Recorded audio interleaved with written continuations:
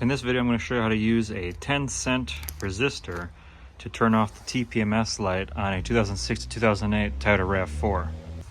Now, you might want to do that because either, it's really old and you just have old sensors that have batteries that are dead and you don't want to replace them.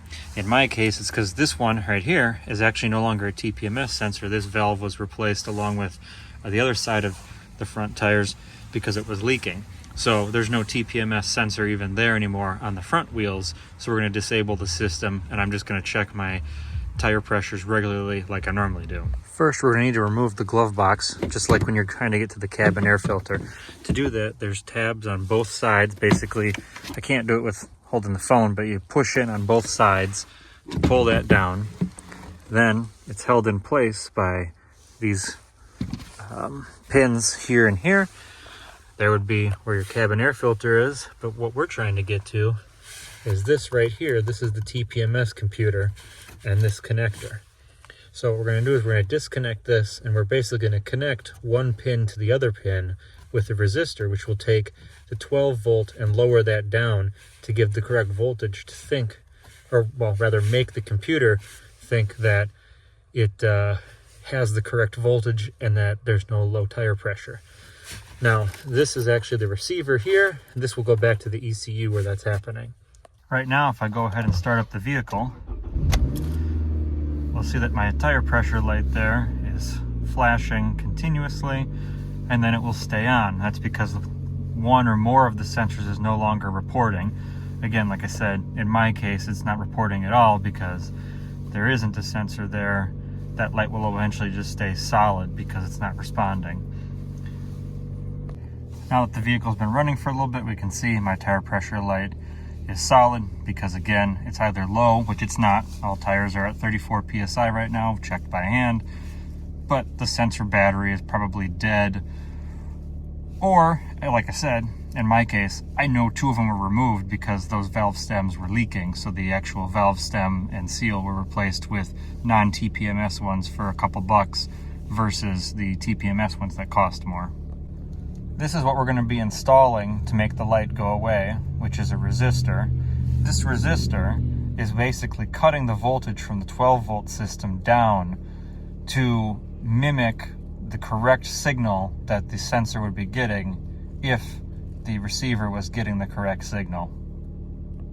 I'll put a link in the description below, but this is the part number for the resistor that we're going to be using to cut that voltage down and get the proper signal. I think this was 10 cents or 11 cents each.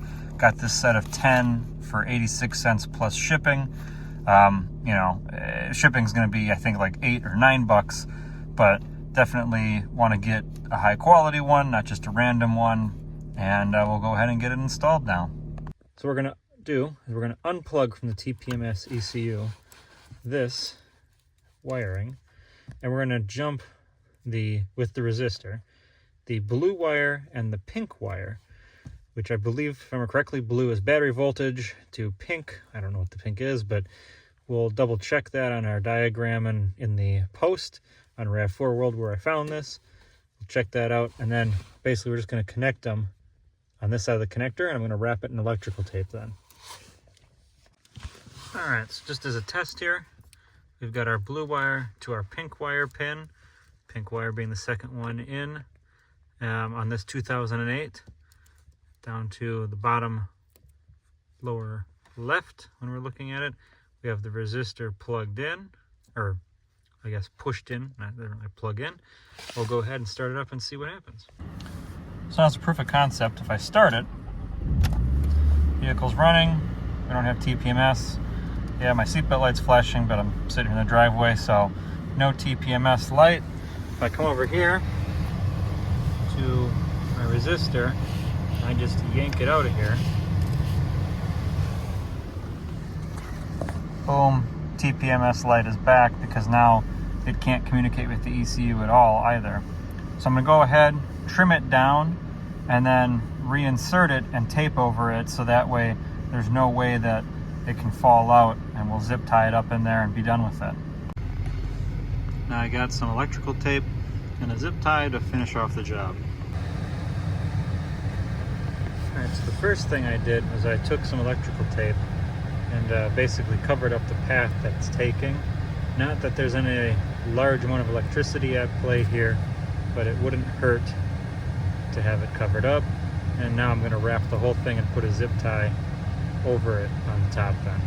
Alright, with it all wrapped up here and buttoned up, just going to tuck it up in here basically, and now put the glove box back in. One thing to keep in mind when you reattach the glove box, there is this, which is the dampener for the glove box, the soft open, soft close. So we'll have to get that reconnected to this pin on the side of the glove box here, but basically just put it in place on those 2 points and close it. So before I push the glove box back in past those points, I have the dampening plunger on that pin, and now all I need to do is just basically push up, and now the glove box is in. And the glove box is in with our TPMS light is off, and you should be good to go.